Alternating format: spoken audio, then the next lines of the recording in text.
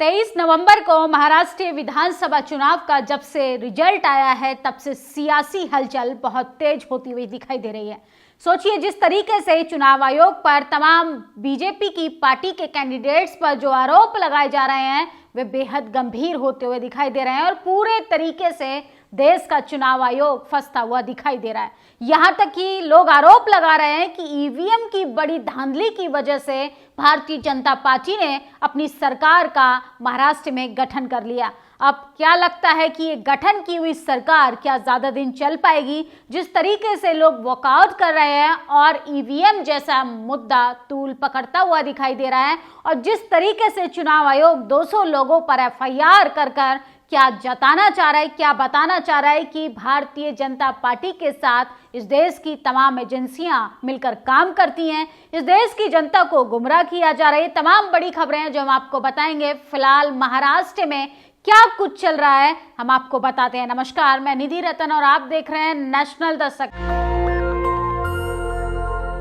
महाराष्ट्र में जब से बीजेपी सरकार का गठन हुआ है तब से सियासी लड़ाई तेज हो गई है।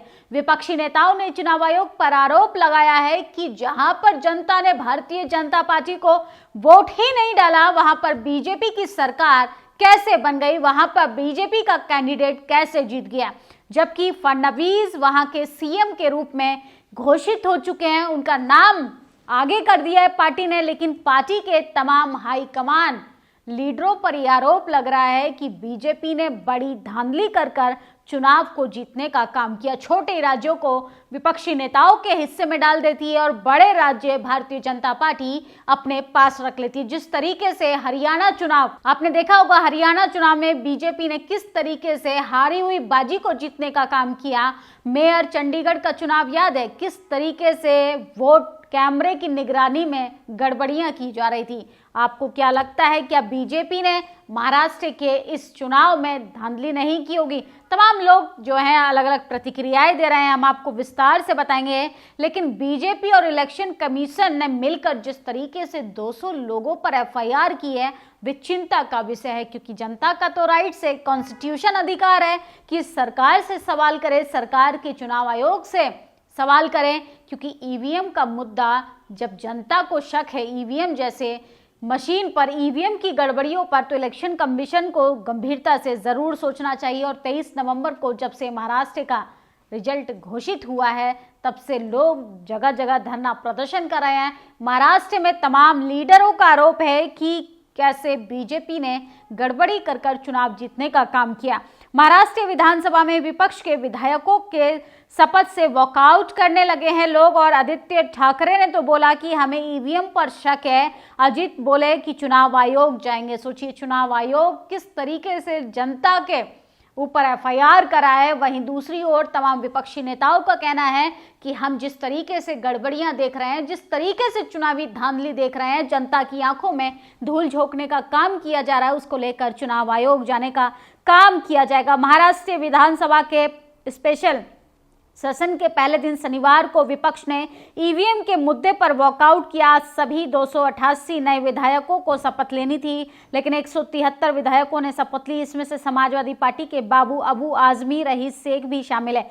सपा महाराष्ट्र में महाविकास आघाड़ी में शामिल है, जिसके बाद घमासान मच गया, जिसके बाद कोहराम मच गया और हाहाकार मच गया। महाराष्ट्र विधानसभा में जिस तरीके से ईवीएम के मुद्दे पर वॉकआउट किया, आज सभी 288 नए विधायकों को शपथ लेनी थी, लेकिन शिवसेना के नेता आदित्य ठाकरे ने कहा कि हमारे विधायकों ने आज शपथ नहीं ली। अगर ये जनता का जनादेश होता तो लोग खुश होते, जश्न मनाते, लेकिन कहीं भी लोगों ने इस जीत का जश्न नहीं मनाया। हमें ईवीएम पर शक है। तो सोचिए, नेता तो नेता, जनता आरोप लगा रही है, वो भी इस देश के चुनाव आयोग पर, इस देश की उस चुनाव आयोग पर जो लोकतंत्र की दुहाई देती है, जो ईमानदारिता की दुहाई देती है। और सोचिए, जब जनता को शक होने लगे तो बीजेपी को क्या दिक्कत है बैलेट पेपर से चुनाव कराने की?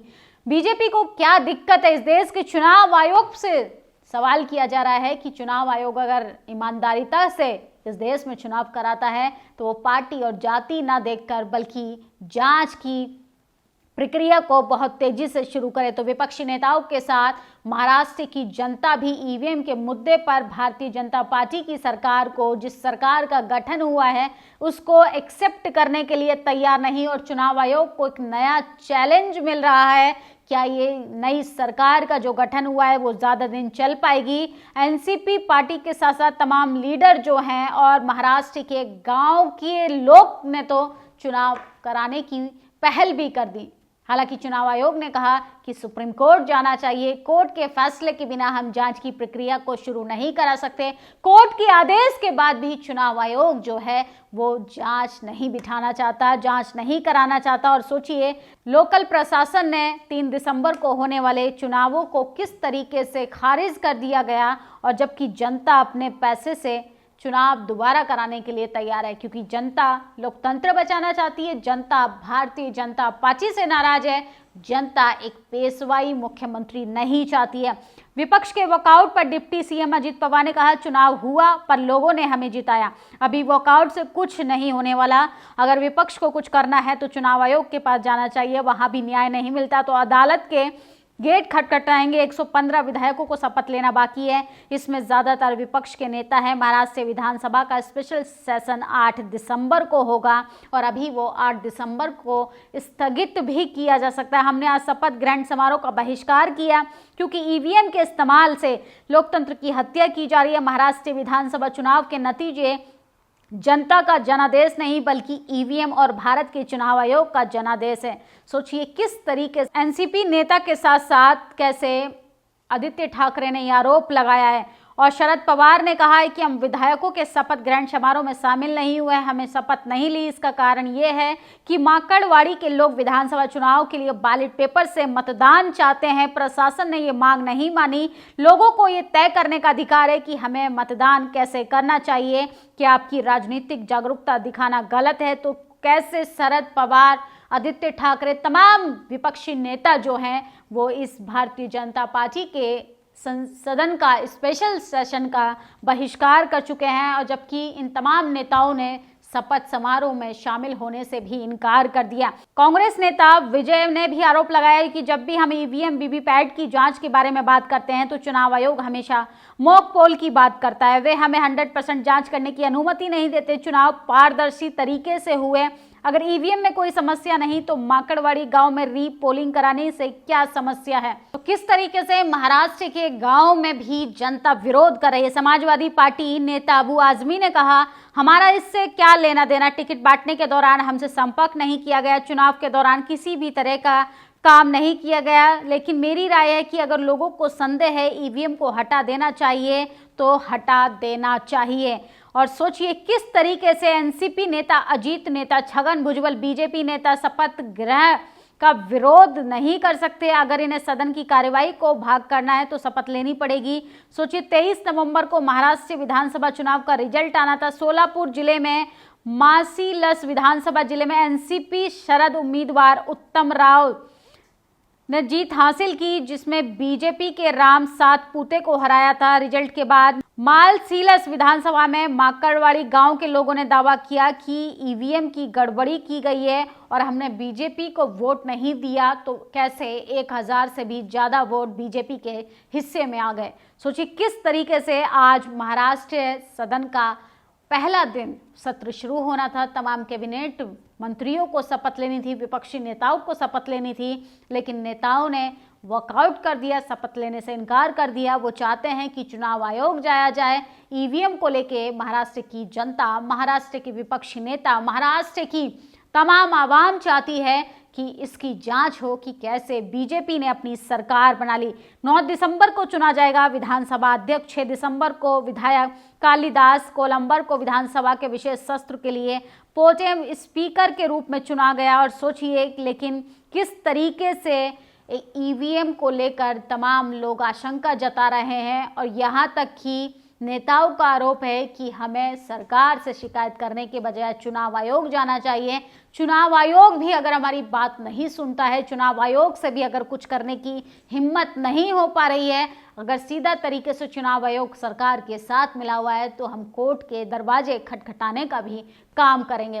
तो इससे तो ये तय हो गया है कि भले ही बीजेपी ने महाराष्ट्र में अपनी सरकार बना रही हो, लेकिन क्या सरकार ये आगे चल पाएगी या सरकार बीजेपी की शपथ के बाद ही तुरंत गिरने का काम हो जाएगा? बीजेपी के लिए ये बुरी खबर है। जनता को एक अभी भी उम्मीद है कि उम्मीद की किरण देर सवेर ही, आज नहीं तो कल जरूर निकलेगी, क्योंकि ईवीएम को लेकर जनता बीजेपी को, चुनाव आयोग को पहले ही नकार चुकी है। आपकी क्या प्रतिक्रिया, कमेंट बॉक्स में जरूर बताएं। शुक्रिया। नेशनल दस्तक की आपसे गुजारिश है कि अगर इसको बचाना चाहते हैं तो नेशनल दस्तक को सब्सक्राइब करने के लिए रेड कलर के सब्सक्राइब बटन को दबाएं, फिर बेल आइकन की घंटी दबाएं। नेशनल दस्तक को बचाने के लिए बहुत जरूरी है कि हर खबर को शेयर करें, लाइक करें, कमेंट जरूर करें।